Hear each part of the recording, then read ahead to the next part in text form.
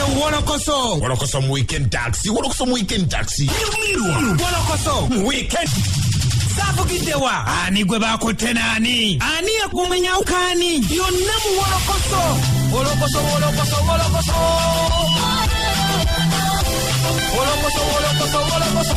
Weekend taxi.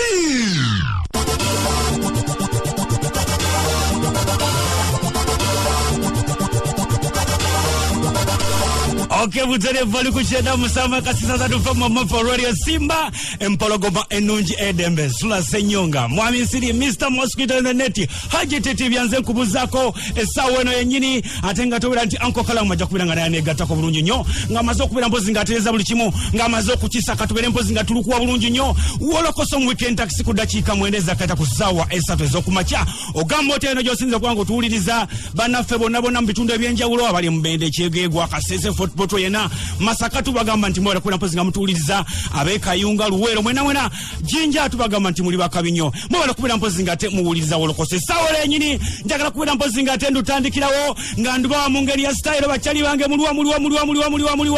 bachali bange WOLOKOSO Iwafe achi naye tuwe chali wafe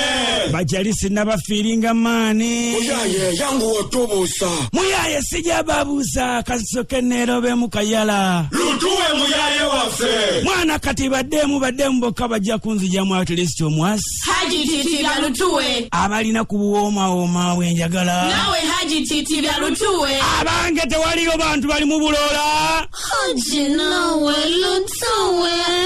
Mtandikiriza baba HAJJI TITIIBYA nawe kwata kubere kwata kuchifuba wanena kubole TITIIBYA lutuwe njagala nkutono kukundi kale HAJJI nawe tutandikira kuchinyose wanyini aonawe HAJJI TITIIBYA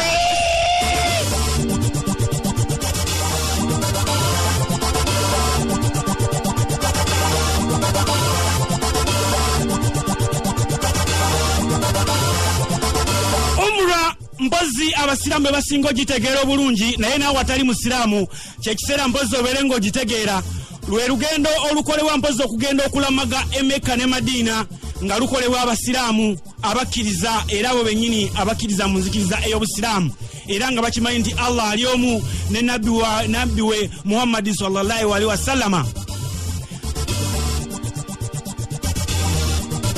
olugendo lwa umra lukolebwa emirundi gyonna gy'oba oyagadde mu mwaka okwawukanako mpozi ate ne hijja ekolebwa emirundi ebiri gyokka mpozi ate mu mwaka hijja omuntu bw'agikola afuuka HAJJI wowulira bino nga mwana mulenzi Eri Kenzo Musuuza ali ku lugendo lwe mpozi Emeka gyali okola umra era nga mpozi yateereddwamu cash sente oba banaffe aba kampuni ya World Travel nga mpozi omukisa guno bagumuwa mu kiseera kye twalimu mu mwezi omutukuvu gwa Ramadan. Eri Kenzo omukisa guno gwamukwata mpozi le bali ku dina giyite celebrity dinner mpozi yategekebwa ku Hotel Africana mu mwezi gwa Ramadan era nga mpozi yakola bulungi nnyo ku kubeera mpozi ng'ate akunga banne nga manager bwayogera waneno Martin Muumuza bwatutegeeza mu Ramadan wedde twalina conference y'abasiramu eyatuula ku Africana yalimu abayimbi ab'enjawulo mu abalaba babebeku gwali musomo gw'amaanyi era gwali mulungi twaliyo twayiga byetwali tetumanyi ku ddiini era ebimu bitugaidinga ku mirimu gye tukola n'obulamu bwe tutambuliramu Koro ab'ekibitongole kya World Travel baamuwa offer okumutwala ku umra kuba yalinga tagendangayo ku Emeka baamuwa offer eyo ng'adde alina situla 19 era yagenda Sebugenyi Adam mpozi ngono kitunzi wa World Travel ayongera okunyikiza ensonga ya umra yennyini yegondi zetukola abasiramu ngende Maka ne Madina okulaba nga tuli ow'emyoyo gyaffe netusembeera eri Katonda naye okusingira ddala abantu bamanyi omulebera mu kisiibo naye ffe ng'aba World Travel umma tugikola mu mwaka mulamba emirundi 6 inshallah Kigambibwa nti Edrisa Musuza mbalooza nti abakuba bukubi kalulu ne kamukwata okusinziira mpozi ku Adamu nga bwagamba agamba nti nedda wabula Eddie Kenzo ya bintu bingi nnyo ebyamuqualifying okubeera mpozi ng'agenda okukola umra y'omu ku bayimbi oba baserebu abagala ennyo eddiini y'obusiraamu era nga yayamba nnyo mpozi mu kiseera kya Ramadani okubeera ng'akunga abantu okujja ku celebrity dinner. Edrisa Musuza abadde erambye akumaakuma nnyo bayimbi banne era n'omukolo gwe twalina ku Africana mu kisiibo eyali celebrity dinner gwe twateeka ku Hotel Africana n'aba Threyers ba media. Eddie Kenzo bambi yali wakati nga atusapootinga atugamba mugende mulaba ono mukole bwe muti ono mukubiddeko Abebe Kulu agambye atya gundi agambye atya Farida Nakaziwe ono ayogedde ate sookalenga enyengeja kuma mbayimbi banne era nasobola okuba nga atuconnectinga era ekintu kyatambula bulungi mukama wange. Mubadde nga mulanga ebivulu ne mugamba nti tulanga HAJJI Aruna wabula okusinziira ku nteekateeka singa Eddie Kenzo Musuza anaabanga akomyewo management balina enteekateeka mpozi ate ey'okumwongera okumulongezaayo asobole okubeera ng'akola hijja afuke HAJJI ajjudde emirimu. Kino ekintu ky'amaanyi nnyo mu bulamu bw'omuntu oba mu bulamu bw'omusiraamu yenna kimuwa okwongera okutegeera eddiini ye n'okubeera connected bulungi n'eddiini ye. Umra tebanga hijja, so after umra tulina enteekateeka nti ajja kugenda ku hijja nga ekibeera mu mwaka ayinza ogenda omwaka guno nga guggwako oba omwaka ogujja naye nga kiri mu nteekateeka nti alina okuddayo akole hijja. Saawa eno bali Mekka bajja kugenda e Madiina then ajja kuba akomawo. Okusinziira ku kitunzi wa World Travel Adam Kajimu agamba mbu betefutefu bopozi okuyamba oba okuwa sapoti yonna Eddie Kenzo Musuza singa n'abanga azzeeyo oba nga yeetaaza okugenda okukola ijja afuke HAJJI omujjuvu.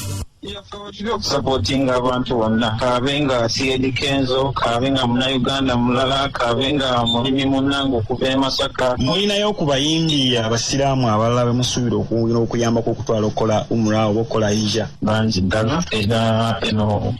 komyawo tukyalyongerayo inshallah bonna be tunaaba tulabire tugenda kubeerayo buli mwaka ng'era nga bwetyo bwe tugenda okikola era tune baserebu abasina bayimbi kuba ne mweno tulina abalala betutwala nga sina bayimbi naye tubabona Uganda bonna inshallah lwakuba leero Eddie Kenzo munnange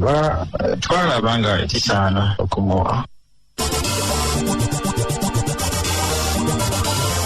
Eddie Kenzo okwolekera olugendo lw'e Mecca mpozi yabadde yakava mu summit eyabadde mu kibuga Dakar ekya Senegal nga yabadde agenza okutiikirira East Africa mpozi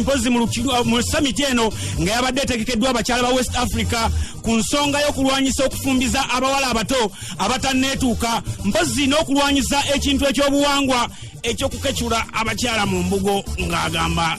kikyamu wano. Yabadde summit esooka mu Africa ekwata ku female genital mutilations okukecula kw'abakyala ne child marriages okufumbirwa kw'abaana abato. Guno omukolo gwabadde mu West Africa gwabadde Senegal Dakar nga gulina abakungu ab'enjawulo omukyala wa president wa Senegal, executive director wa UN Women, abaminisita b'ensi ezo ga Guinea ne Senegal kati nga bapasinga information naye ng'ate baagala okupasinga the same information to East Africa nga banoonya omuntu gwe bayinza okukwatagana naye ayinza okubeera with that voice nti bw'ayogera people will listen. Bagenza okukola their research ng'omuntu asobola okubakolera ekyo Kenzo, that's why he was there era ya representing Uganda ne East Africa mu eyo summit. Okusinziira ku Martin Muwumuza agamba mbu abantu bano babadde bakoze okunoonyereza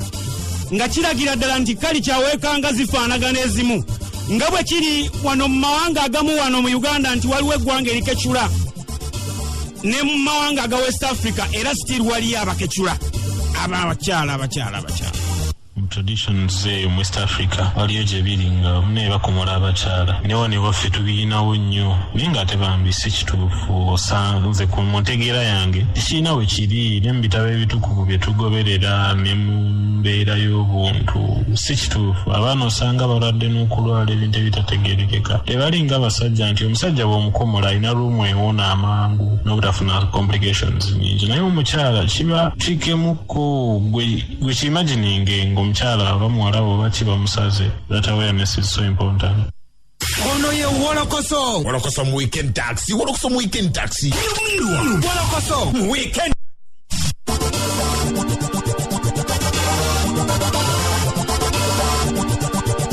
Ngawe tuli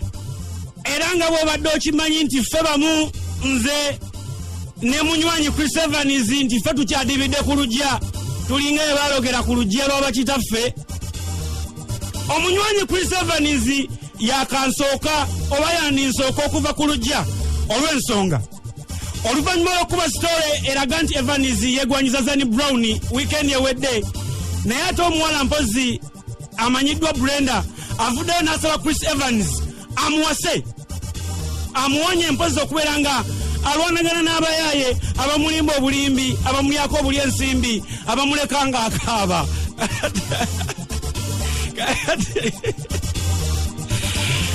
Olunaku olwaleero omuwala ono tumuyina agenda kubeera mpozi ng'atubuulira obuvumu yabugyewa lwaki ayagala nze bandeke ku lujja nsiraanire nzekka mu buwuulu. Amanya go nyabugwani amanya gange nze Brenda designer. Ubeerawo mbeera ntinda nsimbi ziwoomesebo. kiki ekikwesa ku radio Simba? Kindese ku radio Simba maze ebbanga nga ndamukulu Evans ng'abonaabona n'abakyala abonaabona n'omukwano nga tenze gyendi kuva natandikola Chris Evans ye musajja gwe negomba mu bulamu bwange era nga njagala mufumbiro mulambalamba nga si byakukukuta nvuddeyo nga siina nkwata ku mukono siina mpeekera yonna. Chris Evans ye musajja gwe njagala kubanga ng'olaba yewedde embe yaki oba okusinzira abayaaye ba Uganda munaye wembalaba abalaba kwabuzi ne Chris Evans bambi musajja mukakamu ate ali eyabonaabona n'omukwano abonaabona n'abayaaye naye nze siri muyaaye ndi mukyala mukakamu era Chris Evans nkukakasa nze Brenda designer singa onzikiriza tujja kubeera bumu ate njagala bufumbo bwennyini si byankukutu. Enzija gyozze olinga agamba nti omaliridde tolinayo omusajja yenna omusajja ono ng'abonyebonye n'abakazi gozze otya? Mazima gennyini badde sikulaba okwogera naawe naye nga buli wempulira obuyimbawo nange naye akanfunayo akayimba akagamba nti sirinaawo ndera naawe n'omudda n'okolayo akayimba yesebo mukristo naye nekolayo akayimba akagamba nti sirinaawo ndera embaga y'abadongo en'enyuma ebategule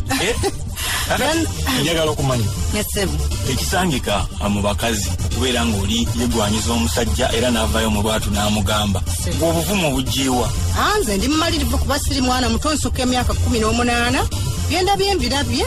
naye nze njagala bufumbo ndi muzadde nina omwana omu ekito kyeraliikirira kitegeeza wojja wasava ndi mukyala muzadde. Olaba ogyeyo olaba omwana tomukwesa lwaki abakyala bakweka? Sikweka myaka tesikweka mwana ebibuuzo nti oba azaana azaala ndi mukyala muzadde kiraga nti wokutte walamu oli ku kituufu ali katuufu singa onzikiza kuba muneola okugamba nti munesaamusiimye nasiri mukyala mubi era onooba ondabyeko siri mukyala mubi ndi mukyala musaamya nsubira oba eggwanga linakuyisa bubi naye yenze nvudde mu bulambalamba nga sina gwe neebuuzizaako kyekyo kyenneetaaga mpulira gwe gwe neepikira. Abasala temulina bulombolombo bunagisaamu Evans? Ffe tetulina bulombolombo ebwo era tuyisa Kiganda tulinga Baganda tetulina tabu yonna. Abasala temusala babitaja embalo ebeera y'abagisu ebeera y'abagisu ffe tetulina bulombolombo bwonna era ali eyo anakitwala obubimbu lwaki Brenda designer avuddeyo nga nze nyimiridde mu lwatu nenvayo nga nze kuba kyenneetaaga si byakukuta si byagenda kuwandika bbaluwa ate simanyi mpite mugundi mpitemu nze mpulira njagala Chris Evans ye mwami gwe neetaaga mu bulamu bwange ye mwami w'ebirooto byange. Kakati ogambye oli mukyala musaamya njagala otubu at least Evans omubuulire ebigambo bye eby'omukwano ebinaamusikiriza n'ebyo njagala obimpe mu lusaamya kubanga Evans osanga naye anayigwa olusaamya. Nkudaha muno Evans nkudaha muno ebigambo bye kale bitwa mu Luganda nti mukulu Evans bannange obulamu bwange bwonna okuva natandika okulaba ng'oyimba amazima gennyini mpulira omutima gubeera guntujja ndowooza kugweka era nzijukira n'olunaku lwe nakusinkana Kasangati nakusaba ennamba y'essimu naye amazima gennyini notya nentyo okuba kyokka obuzibu essimu ate nembulako neŋŋamba kale munaye webulawo ebityo naye wampamba omutima gwange gwonna n'ebirowoozo kakati nze agenda omukutuusako ogenda kumpaaki nze kati ndi bulooka nkukakasa ebigambo bino endowooza kirabo kyenaakuwa gwanabeera bestimani waffe enkondeddawo nga lumu nga bestimani esawa mukama wange bigambo ki by'olina ebisemberayo ddala eri omwami w'otubbi bannange mwenna bannayuganda temukitwala bubi buli muntu waddembe okweyogera ku kyawulula kyayagala mmanyi wali abajja okuveeyo boogere bingi naye temuntiisa kuba nze nvuddeyo nga nze ekyo kyempulira kyenjagala buli muntu abeera n'ekirooto kye buli muntu abeera n'ekyayagala kuba mwami mukkakkamu mwami muntu mulamu ate ekisinga n'omunjagaza ate abakyala kati nga nze mba nvuddeyo kitegeeza tate mukazi yenna agenda kuntawaanya kusemberera mwami wange gadde omwanguyiza ensonga yes mwanguyiza ensonga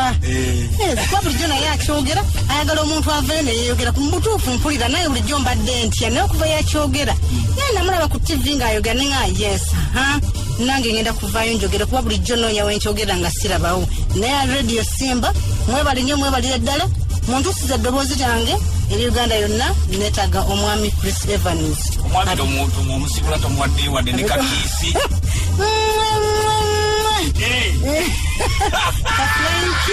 nsubira olunaku lwonna ekiseera kyonna tuba tusinkanye ndiwulira essanyu ng'ali mu kafuba kange ngoddiddwamu Evans ndiba musanyufu nga nziriddwamu ng'oli mu kafuba kange mwana muwala yanzijukiza ebbaluwa ze twawandiikanga ku writing pads n'olekako ne dedication z'obuyimba era naye wano we yagambidde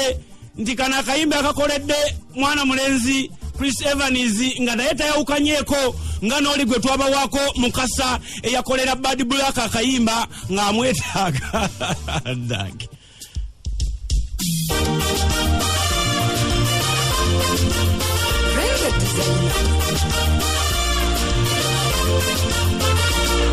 okukaze bwe nafuna omwana ono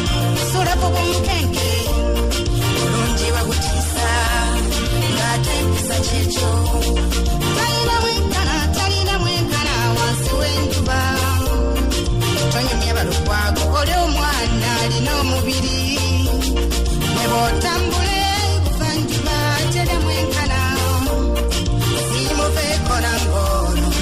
yali kyansi okumufuna kati weegirize sirinayo bebingiku ebyensi biteeka bagamba siri nti tonsaanira zendiwo omukwano totyahani omwana ono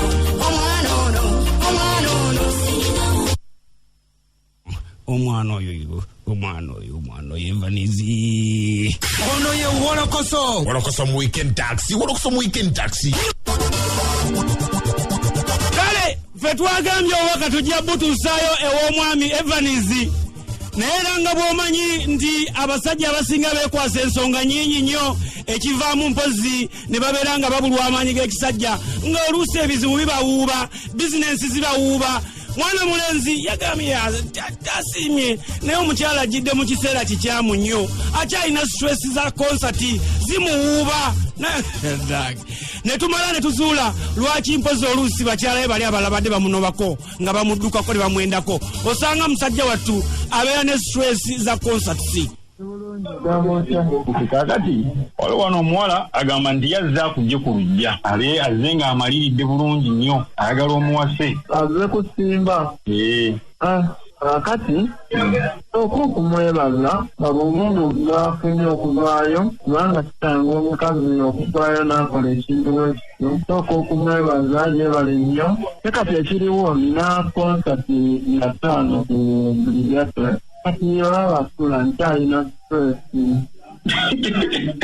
Okitegera n'obwongo tebuliiwo kati naye wakati bwendagwa tujja kulaba nja kukubira ekimu tulabe. Ekyokuba nti yazaalako yagamba si nsonga naye munnanga asooka mugumiikirizeeko lwa nsonga. Ayinza okuba nga mukyala mulungi naye olw'okuba nti alina stress za konsati n'atalaba bulungi bwe amugumiikirizeeko katono. Ensonga endala enkulu yazaalako alina omwana. Ate omwana alina buzibu ki? Omwana oyo teyandibadde mubi naye asimbudde bubi. Tosobola kulaba musajja nga konsati emutudde mu kifuba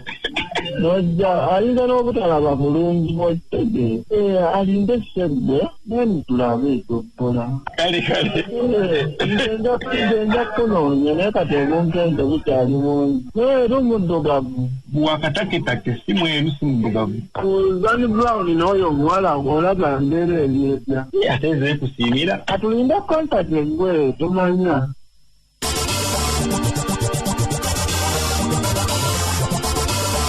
Evans Kawesi mwogeza Dembe Kayondo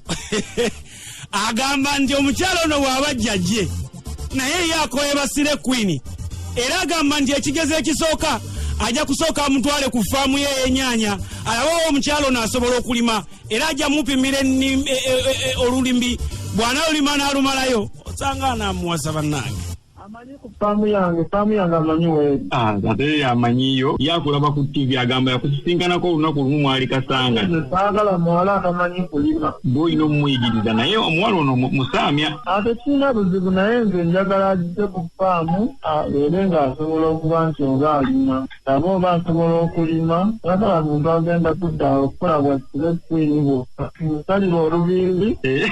Ate olubimbi lwaki? Kuba munezererwa abantu batamanyi kukola. Okufuna omukazi nga si mukozi okabwa omuntu anaasupervisinga atya abakozi ng'ate ye kennyini olubimbi lumulemye. Oba olina okuzitalira olubimbi nti oba kuva n'okutoka ku muti guli. Sente za Evans ziringa za mukadde teziriibwa. Ono ye WOLOKOSO. WOLOKOSO mu weekend taxi. WOLOKOSO mu weekend taxi. WOLOKOSO. Ono ye WOLOKOSO. WOLOKOSO mu weekend taxi. WOLOKOSO mu weekend taxi. WOLOKOSO. Okay, butelefo chali kuchenda musamba kasisa za tofama mafa radio Simba Mpologoma enunje edembe WOLOKOSO mu weekend taxi sula senyonga HAJJI TITIIBYA Mr. Nsiri mwami Nsiri Mr. Mosquito nze kubuzake sawa eno yenyini atenga mpozi njagala okuberanga mbuzako na lebo tebandeke wale libale constituency na lebo Margaret Ogambo cha nawe were ya haya RDC Tororo Robina ne Gloria Scott mugamba mutya timu lana Sophie mwenamba buzako Richard wale ku Plaza Body Building wale mpozi ate Omukazi road mbabuzako ndabiro omusajja yatumbudde kizindalawo across the gym mugambe nti wendi nnyo mwagala nnyo dada ogambo tyawe mityana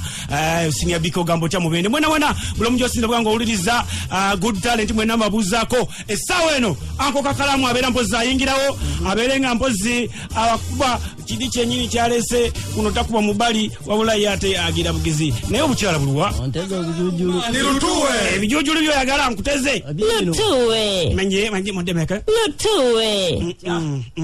nawe anko kaka kumaliri onteze kumacha obwalo buli sexe mugire mwana mumujibise mwaneno shoka nawe anko kakalaamu tolwawo lutuwe abana balaja nabano na kuliko n'omuzungu Radio Simba and Numela New all the time in Manchester. Emunyemela inyo abakaine yake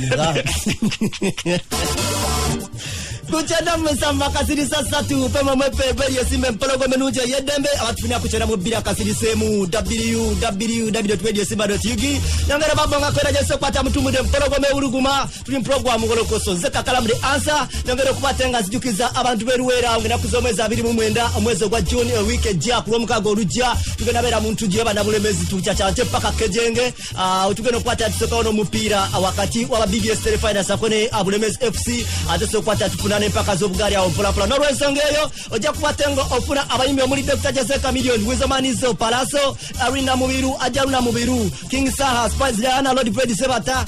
Vreke Misera, Juli Mulungi n'abalala bangi. Tegeke 13 zokka munywanyi sako n'omutwalo gumu osobola okukwata onyumirwa endongegero okukwatenge esuka okubatenge kusukako ku mutwalo gwo ne13 zokka olwo omukago olujja n'olw'ensonga eyo tosubwa era geza kubatenga obeerayo mpola kale tukujukiza n'ebinyuma concert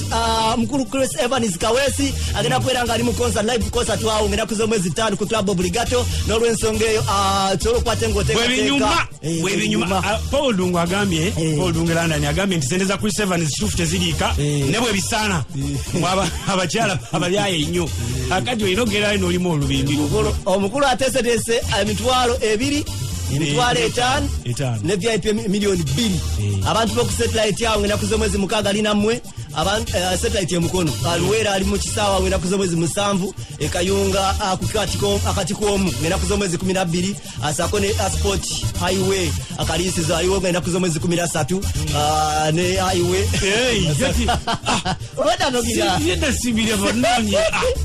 kale katandikira wano basebo ne banya basere kwata ku nsonga zira batumude mpologoma nyongere okwatenga makugo basembeza kuba chali bafo boda sako ne supermarket mwena katikati WOLOKOSO nawulira okuva twakola story eyali ekwata ku bayimbi abetegekere okugenda ekyankwaze kusiikana ku mukulembeze w'eggwanga ebbugumu lyeyongedde basebo ne banyabo olwabamu obutebaka ennaku zino nga balindira lutuuka ddi wabulanga bebalinda babagezako okubatenga balinda bageza kubatenga balaba ng'embeera mu butuufu etazise okubatenga eyawukanamuko ku kyabadde basuubira okusinziira ku mwami ono Kaye Wisdom nga y'omu ku yabitandika alaba ng'embeera erabika okuba nga etandise okubatenga ensukka we baali bagisuubira okuba nga ennaku z'omwezi ezo balina okugenda kati alina ebintu byalaba kati yesaawa eno kakuba omulanga bakira pulezidenti aguwulire Mr. President wali ogitugambye mu gwa 6 tukyagirinze naye n'oligiteekawo ddi kasa tegenda ate mu gwa 10 muzeeyi emmeme ekirwawo kisinduukiriza emmeme tubadde tusaba tuleme kulwawo nnyo between now nokale n'ogw'omusanvu tujje tukubuulire nga tukyali soba naye tunaayitako kasa bagamba nti bano abaana banywa enjaga abaana bali frustrated wala bakyutukaye ngabba amataala saagala ojje tusinkane nga bamaze obbakuba obutayimbwa baba muzeeyi tuyambe litutebewo abaana banywa enjaga bali wakati mukwategekera okugenda ekyankwanzi bake abayimbi babuna obufofofo mu ngeri ey'okusomesebwa sako n'okubwangulwa wakiri bagende okutuuka ekyankwanzi nga bangi bategedde era na weekend babadde mu workshop awo eyatudde ku mpira kibuga Kampala nga n'ekigendererwa mu kino oba oliawo kyabadde kyakukwate nga kibatwala mu maaso wabula workshop eno nga bwe yabadde mukuluka ye yalinga atalina kyeyafunyemu ba workshop tetufunye nakimu n'ekyeddagala ezo workshop zafuuka za kuddaawo kulya nsimbi kuteesanga ejje tugenda mu bweru simanyi kuwayo katransport ne butransport tubalekedde kuba bali abasajja basiba matayi babeerawo tebakubanga na ku ndongo naye oli kaniimagine omuntu tayimbangako tasuubira kuyimba taliimu wadde kakukuunya kakuyimba naye yapenseza copyright ate yatudde ku mmeeza akasente ka URSB kankubuulire era leero gwe gusoose okwogera ne registrar general wa URSB twebaza something ne mugamba omusajja gwe sikulabanga nako ne mugayita abakozi baabo nga 5 babuuze Kaye Wisdom mumanyi n'abayita masses manyi agaba namugaba sewo tukumanyi tulwana na corruption eri mu URSB Uganda Registration Service Bureau bayina kugaba certificate z'abafu bayina kugaba certificate za birth certificate ezo naye kakati abagaba birth certificate z'abafu bebeefudde abakwasaganya copyright tola anti no bino ebintu bifu kyeneebuuza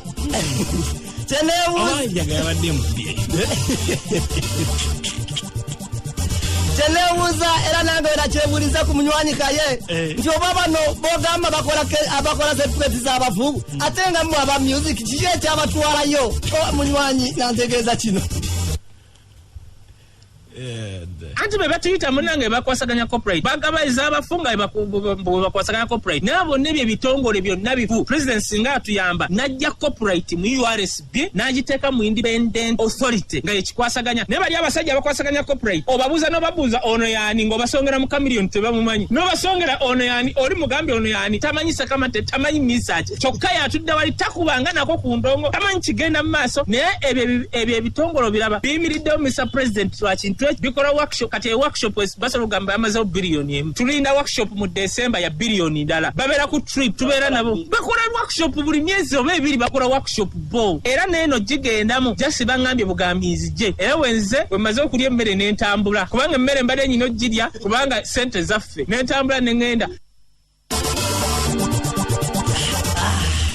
kaye nga watagwayo era tasobola kweyogerako nga ye bwe yaliddeyo kaye kakamere kano kale no n'abalala yongera bakusomerako bano wakiri abagambye nti eza corporate katuziryamu akamere wakiri katukibalireko era bambi bali awo omanyi kati ulaba emmere eno tugiryalya wogendeyo kati nga Sakamate n'olya ku mmere Sophie Gome n'olya ku mmere Waiki Bena n'olya ku mmere naye abo n'abayimbi bawulira obusungu kuba kati otunulira bali abasajja nga be balina obuyinza tolina kyobakola be bavunaanyizibwa ku music wo so kye tulina okola ng'abayimbi ekirungi kakati waliwo ebibiina by'abayimbi saga kwogera nnyo okutuma w'ogyogerako abasajja abamu bakulumba bamanyi w'ogyogerako banene nnyo kakati ebyo biri eyo simanyi nawulidde bakaminga association artists babikoze bitya n'abalokole beesootinze ne bakola federation y'aba gospel osegera tulina kwekuma wamu National Culture Forum yonna tugata tulumba omulabe 1-2 wasula yonna gyali 1-2 paka addeyo Gomba ave mu Kampala n'abalinga abo ono ye wolokoso mu weekend taxi wolokoso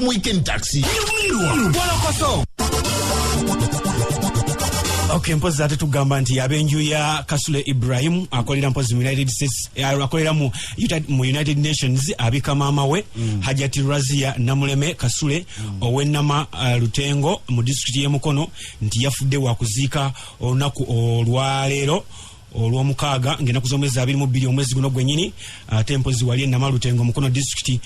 ku kijja kyabwe essaawa 10 ez'olweggulo babikidde abooluganda abakona b'emikwano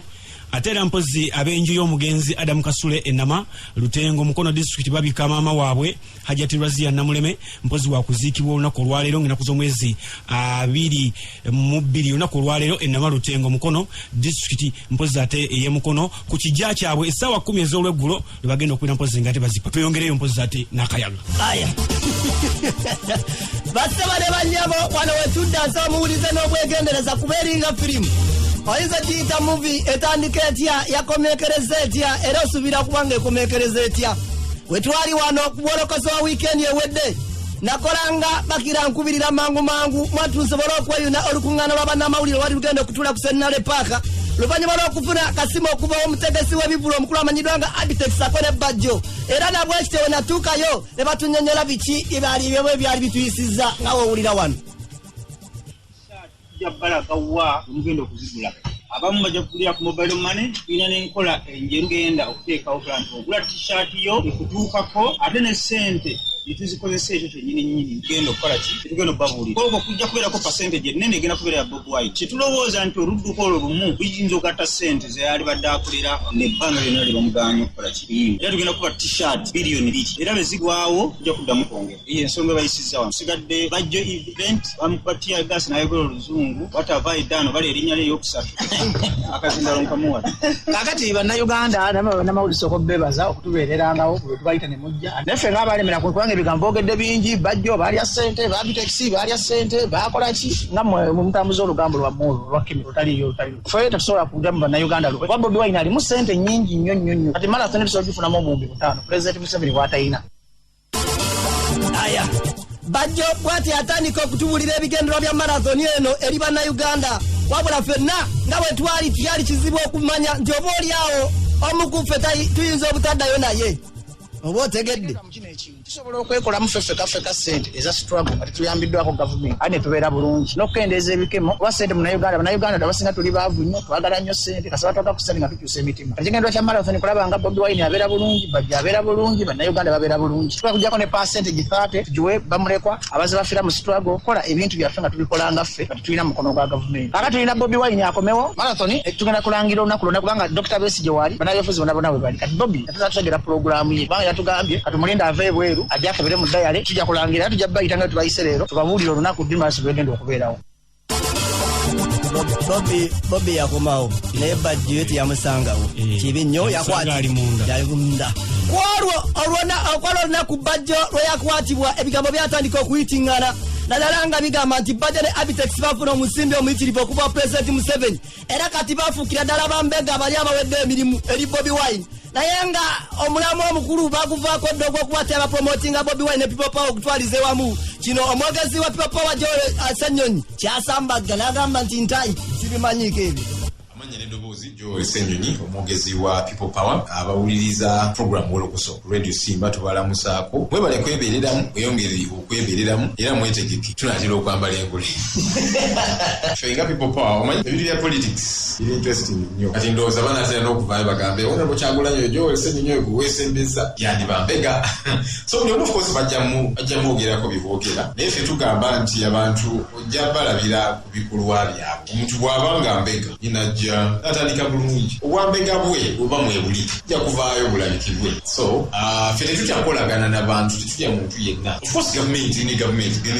really eyagala kusigala mu buyinza erina okukola kyonna ekisoboka kaniyo Honorable Kyagulanyi bamutegeko Bambega abaani biki abamu bayinza okuba of course ne babawaayiriza abamu gandi b'amazima naye ffe tugamba nti abo abazze nga Bambega tujja bategeera. Aya engulo n'ojambala ku lunaku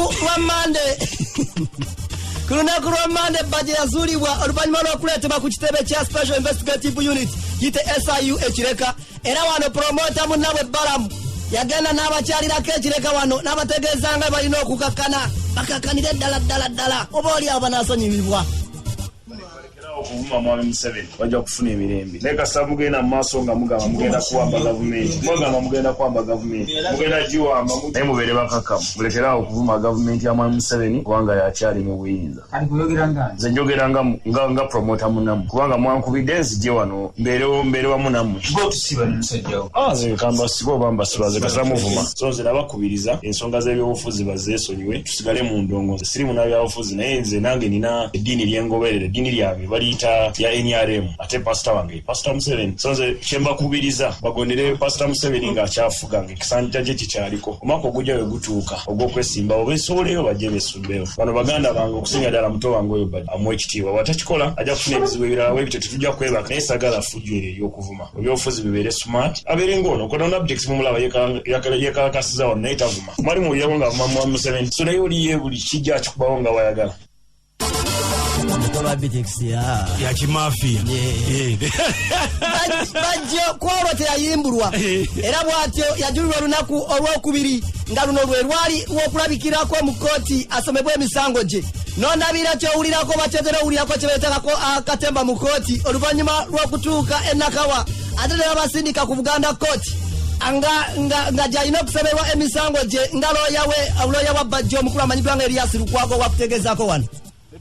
era ne tucekinga mu system nga file terimu ne batuga nabano wano tebagimanyi ne tuga sisi be batugambye nti wano ne tutuula twabadde tuli awo nga bamulese ne file bagirese ne bagitwali RSA n'ayisaamu katono n'asayininga n'asanctioninga charges then oluvannyuma ne batugamba nti kese eweereddwa omulamuzi Stella Mabiris n'olw'ensonga eyo agenda kujja ku saa 8 awulira omusango ne tubeera bagumiikiriza saa 8 bwe zaatuuse ne tulinda okutuuka ssaawa 9 bwe batugambye nti oli mulwadde talina ku station tulinde paka ssaawa 10 ne tulinda paka ssaawa 10 zituuse kuwera 11 essaawa za kooti nga tannaba kutuuka bwazze ate tufunye katemba mulala tumanyi lwaki n'olw'ensonga eyo ekyo twagala okufuna okuddibwamu lwaki gwaweereddwa omulamuzi atali ku session ng'ate obadde waba magistrates abalala n'ekyo ng'okitadde wali kalateera katemba najja ti tewaliwo mutata asobola kutaputa HAJJI embeera yeyongera okufuukira ddala katemba mu kkooti oluvannyuma lw'omuwawaabirwa Bajjo okusomerwa emisango gye mu egyo nakkirizaako ogumu naga nti nnyabo omulamuzi ogw'ongumanyi era naguzza olabye ng'atusaba pisi bamusindise kumutwala kuleere we n'ogamba kinti abadde agenda okugamba okusinziira ku bigambo by'omukuba ono simanyi oba yali pasitopenda emyaka 3 oluzungu lutabudde Bajjo ate nga tetumunenya kubanga teyasoma bwa looya kutegeera olulimi lwa looya bamusindise Luzira tabimanyi abadde ayogera mu luzungu olamubuuza bya mu luzungu yajjamu ki bibavunudde naye nga tabitegeera kikyolina omumanya Bajjo ali tamanyi kye boogera omulabi abo nga asumagira abadde agudde n'ekigo era azuukusa buzuukusi bamubuuza bituufu oba si bituufu nga tamanyi kyaddamu. Aya wabula bino byonna byali bikolebwa nga looya wa Bajjo omukulu Erias Lukwago alwana bwezibirire atya wataasa musajja we oluvannyuma Lukwago yategeeza omulamuzi Stella nti ekituufu omuwawaabirwa ono tategedde ky'omugambi oluzungu ndowooza lumutabudde nga ebadde owulira era bw'atyo oba n'asindikibwa e Luzira paka ng'enaku z'omwezi 25 olw'omukaaga olwokubiri olujja bw'agenda okudda mu kooti asobole okubate ng'avunaanibwa omusango guno bwana abitegeera oba ku luno simanyi. Ekituufu omuntu Bajjo ebyamateeka tabimanyi ate wadde yasomako naye bamutulugunyizza nnyo. Bajjo bamutulugunyizza nnyo era byayogedde abali tabyogera nga biri mu kutegeera kwe. Byayogedde abyogedde nga tebiri mu kutegeera kwe. Bamutulugunyizza nnyo yaŋŋambye. Bamunyiza ebintu byabwe batera okunyiga bakuba amagumba n'obwongo bwe nnyini omulaba abadde ayogera awuguka. Bamutulugunyizza gye bamusibidde ne bakusibirayo bw'otaba musajja nnyo oba ofuna ekizibu ku bwongo. Era bye badde bamusomera bali tabitegeera nga kimwetaagisaamu ebbanga kuwummula sookaddemu yategeera. Era wiiki emu tugenda kukunga abawagizi be bonna bajje babeerewo wano kubanga akyogera lunye nti abawagizi be bamutuma ensonga z'ayogera. Ate entulugunya gye bamutulugunyiza talina lubale naye balina enkuba eyaabwe entendeke obwongo babukoseza bwa Bajjo kubanga tosobola kukkiriza musango nti musango gumanyi kuba tagumanyi byabadde addamu tebibadde bituufu. Aya gwe batuukayo ekireka batera kunyiga biki. Bajjo olwatuuse Luzira yatandikiddewo okwefuula omusamaliya omulungi oluvannyuma lw'okubagulizaako munywanyi we Abitex nti owange nno wategedde nennono twadifuukirayo basereefu era wano batandise okubala abamu ku abo abasibe abalwadde saako n'abo be basiba mu busente obutinitini Luzira gye yasibiddwa Mashoni Bay bagita Mashoni Bay prison yasibirwa naye ekigambo ekyo mumuwe tuli wamu ne Bajjo Abitex oyatuuseeyo okwagala okuyimbulwa abantu bano ne mujjamu emikoosi gyagezaako okutegeeza wano byazze bitya. Okujjayo kirabika bizzemu mukoosi omukulu wayita Bajjo amaze okujjayo abasibe abamu naye ffe tetwagala kujjayo basibe mu mbeera ya kimpukumpu. Twagala kujjayo abasibe tusikirize abalala okujjayo abasibe abalala. Twagala kubajjirayo mu kamera ensi etegeere nti baddeyo abantu abafiira eri Luzira nga tebalina mwasirizi. Twagala kujja abasibe bonna abafayini mu Uganda yonna.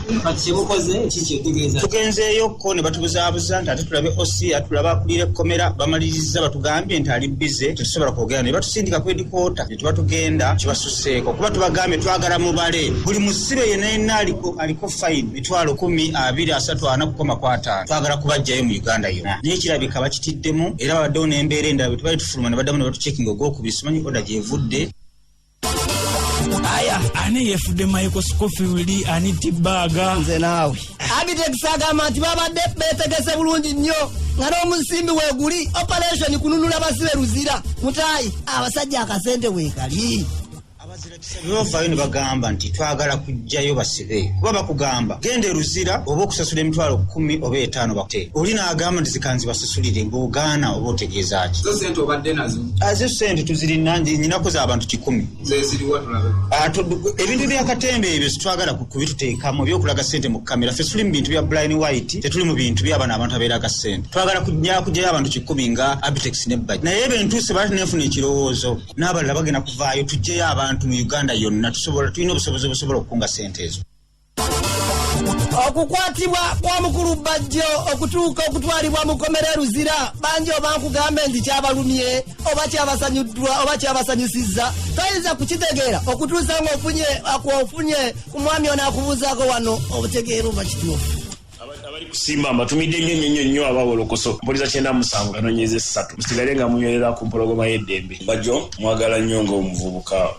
owa mu industry yange. ate mukwano gwange ne Bajjo mabega awo yanvuma nze sina poliisi sirina magye ate Katonda yagamba okusonyiwa nemusonyiwa nemuleka bwemala omuleka nemusirikira nemuwonera nemugamba olina okupracticinga amateeka 10 aga Bible si NRM 10 points program naye amateeka 10 aga Yesu muteeke namba 5 mulimu kitaawo n'ennyoko obasangamu ekitiibwa.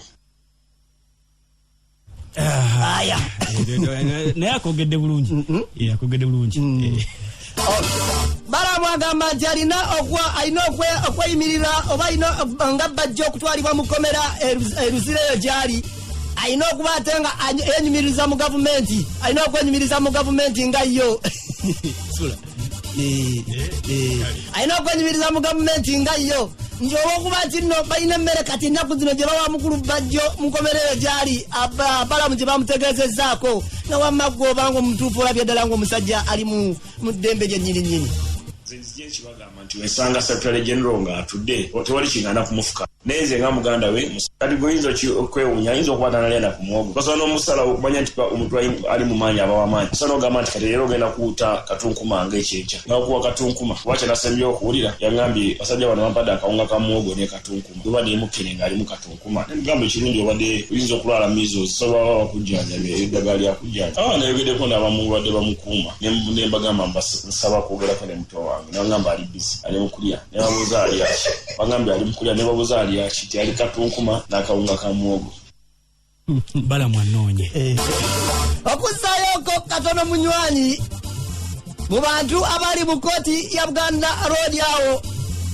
mukulira omusango gwa Bajjo mwe mwali ne Honorable Nsereko kale no Abitex buli bakira gwe yakubangako eriiso nga awo abalina obubaka bwo abukutikka sina kindi obanga alina bwayagala okutuma abukutuma na wane eno mukulu Abitex yali atuma Honorable Nsereko nga alina yagala obubaka buno butuuke Abadde omunoonyeze wa ekyokukola ekirala kuba tugenda mu ssaala agala kuddayo kuba wano balindayo njagala okubeewo booti Katolubwama n'amala dda mu palamenti nja kweyokya ebyobufuzi byakyuka kikugambye wano Mukama ng'akkiriza Katolubwama baddamu okudda mu palamenti nja kwekumako omuliro Katolubwama baddamu okuwangula obubaka bwa palamenti njagala munjokere ku ssawa ya kwezi Honorable Katolubwama omubaka buno bwamutuuseeko era bw'atyo naye n'akiddamu bw'ati n'abasaba bataayi tiobasobola likodinga sheno likodinga walituuka okweteraga nga yagala obujulizi obumuwanga n'abalagako nanti kati ebidomola by'amafuta mu bitegeke kwayagala kibeere nga kirikodinge mumakati kyemba mukola kati mukirikodinge mukirikodinge mukitegeke kasimu kimpeereze kakati nze nja kumubanja nga mmaze okuwangula ngene tumukumeko omuliro ikasoge nga yabyogera basirwa abo bombi nono omwana Bajjo Uwezizako nyo mwana amita Michelle Dorini nabweru aho promoter Juma manager Arizona ikakio kilabu aho ikalachi tamuji dani mukisangu uwezizako nyo jamutawa monitor pro batumudawe busega echizinalo afande matope nasana mwabale kwata mtumude mpologo menuje demesa kono mwana bamita emusimeya ali ruwero ali mubende mwatumude okwate nga asinzu okwata atumude mpologoma lero ndi nawe mugana anga ku kilabu hope tugera kwata njagala kubeera akatenga mbuza ku Robert Zida agambe nti banyiga seeds ate then nembuza ku Captain Singe Luwero ogamba otya nembuza mpoza ate ku Alex Kitonsa DT Solar Solutions wali nansana bagamba kwe bali bawuliza naye kali bapawula akubuzizaako nnyo Luwero agamba atya nze kyensuubira ku Bajjo ebintu ebyo abantu olina okwogererawo before nga tonnagenda mu kooti looyawo mugambirewo simanyi luzungu ne bw'obanga omanyiiko oluli emmere oba tomanyi okusinzira ku luzungu lw'ekkooti